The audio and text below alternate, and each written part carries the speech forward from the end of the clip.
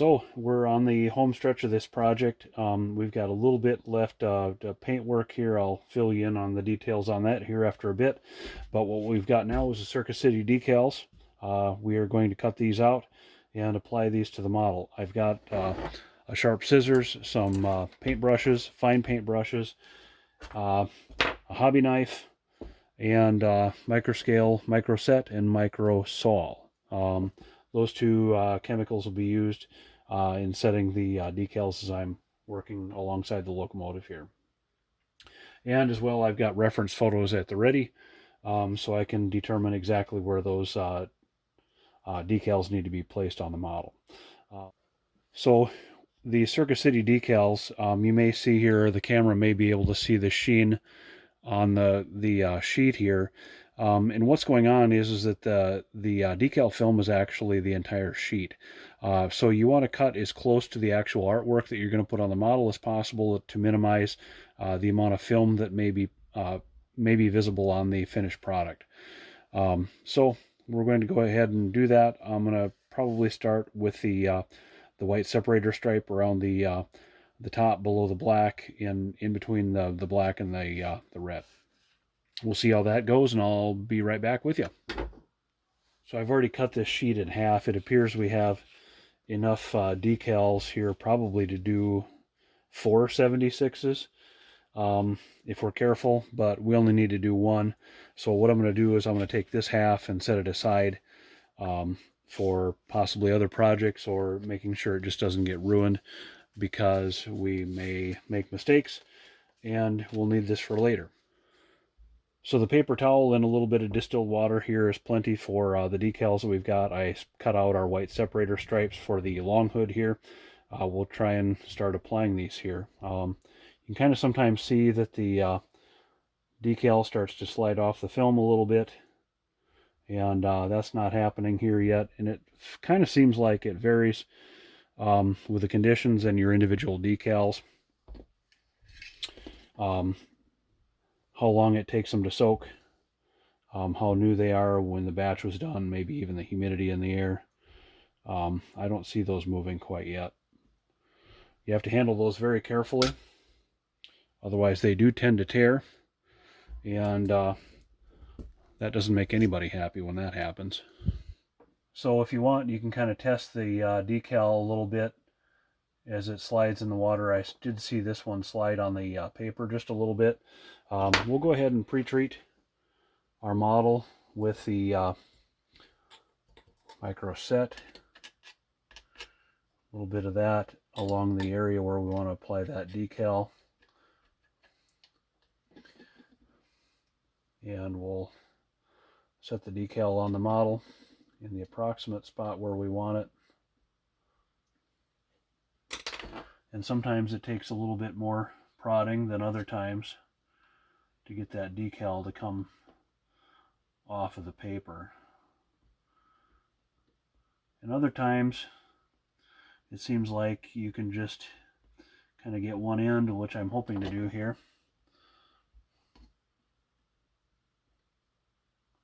And then pull the decal film out from underneath the, or I should say pull the paper out from underneath the decal film, and it goes right on the model. And then all that's left is your specific placement of the decal. And boy, without even getting that straightened out, that adds a whole lot of pop to that model. I'm going to pull that separator stripe just short of that headlight housing that we talked about earlier. Try and get it as horizontally straight on the model as possible. And we measured approximately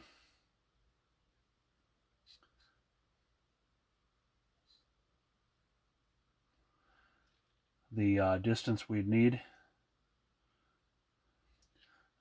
Looks like we're coming out just fine here.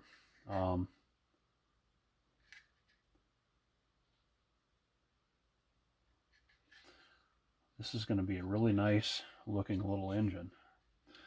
Kind of using our door hinges or door latches as a guide on the top there to make sure we don't get any sag. And it feels like we're getting a little dry here, so I'm going to apply a bit more microsol for, and this microsol, you don't want to put this on until you're pretty much ready to have that decal set in place where you have it. If you find that you have too much on, you can dab off. It'll wick off with a paper towel. And actually we need to go down with that a little bit there. These are going on just Jim Dandily.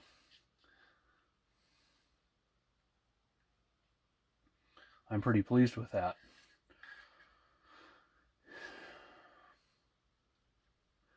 We'll go on to the other side, being very careful not to disturb the decal that's already set on the opposite side of the locomotive. I'll begin to pull the paper out from underneath the decal here as well. And another thing you could have that may be handy is an eyedropper with a little bit of water in it as well. I'm having trouble getting that one to move off of there. Looks like we'd be better off to start with the other end.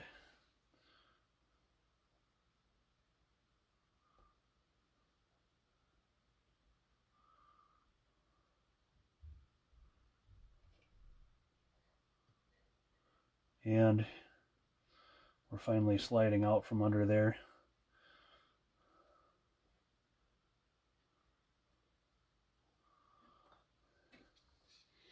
And I guess what I failed to notice is I should have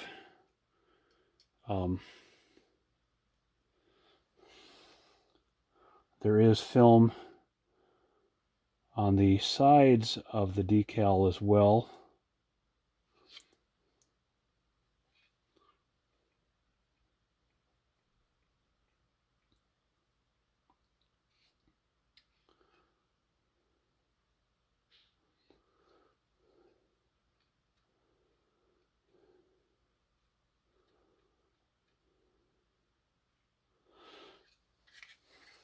So over here we'll put on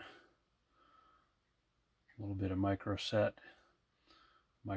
excuse me, on that surface and make sure it's lined up.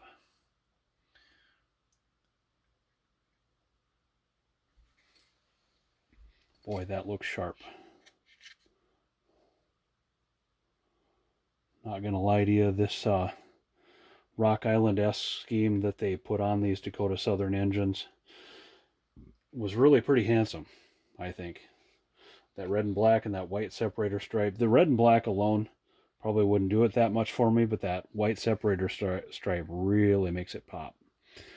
I'm no fan of Rock Island, but this paint scheme is a big deal. Now that we have the decal film applied to the long hood, we'll patch in the little pieces around the cab, probably cutting very short lengths of white separator trim for that. Those window sashes, I think I'll do individual pieces. I don't want to, but I think it'll work better that way rather than having to cut and struggle with one big piece here and then cut out and have all that waste. So that's the way we'll do it, and I'll be back with you here in a minute. I often lift the decal and the film together off of the paper towel together, just with the paintbrush here. You can see I'm starting to try to coax that decal off of the paper a little bit, get it closer to the model, and just so you can see it's starting to lift with the paintbrush. We'll slide it onto the model and then position. Honestly, I did not necessarily plan that one for that little space, but That works pretty well right there.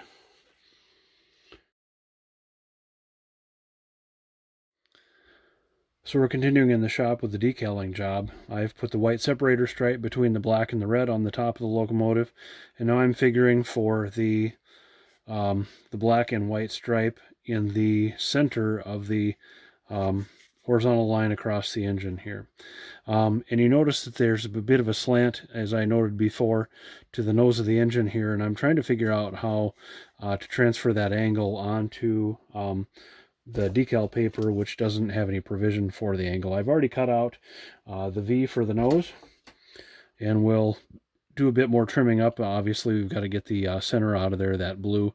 As I mentioned before, that's filled with decal film, and we'll want that not to appear over the nose of the engine. But I'll cut that out later, and I've approximated that we need about halfway down here.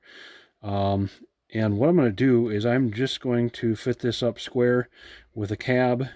And what I'm going to do is press this around the nose of the engine. So basically what I do is I get that angle of that nose slant transferred onto the paper. And I'll go ahead and put a crease on that. And you can see it's very, very, very slight. But I'll be able to transfer that onto that decal paper now, is what I was hoping to do. So we'll check that again just to be sure. And it looks good. I feel confident laying that over the top of our decal film and making a cut. So what I've done here is transferred that angle from the nose onto a piece of scratch paper, and I'm going to transfer from the scratch paper onto the decal film here now with my X-Acto knife. And I'm just going to cut the end here, and then I'll cut, I need to cut all the way through.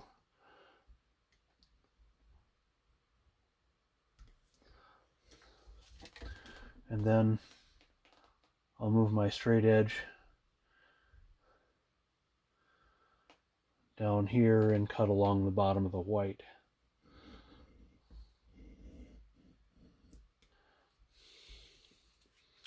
And then I'll tidy up along the top edge, which I should have done with the X-Acto knife before, to get rid of that decal film. And then we, of course, will test fit here. That looks beautiful. We'll drop that in the water. And then we can use this same angle on the other side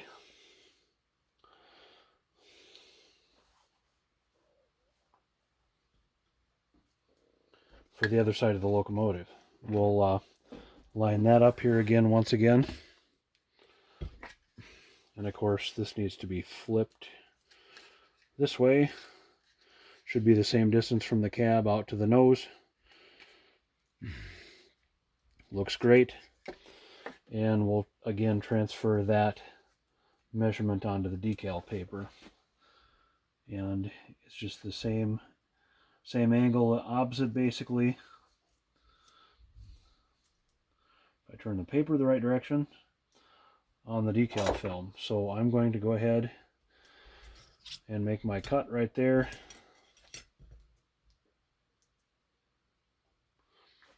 Using the straight edge again. And I'll have to keep track that this is for the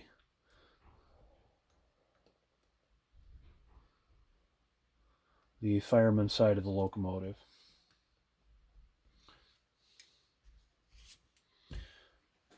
And again, we'll tidy up on the decal film here. Get rid of that edge that we don't need. All the while making sure not to get rid of any of that white separator stripe.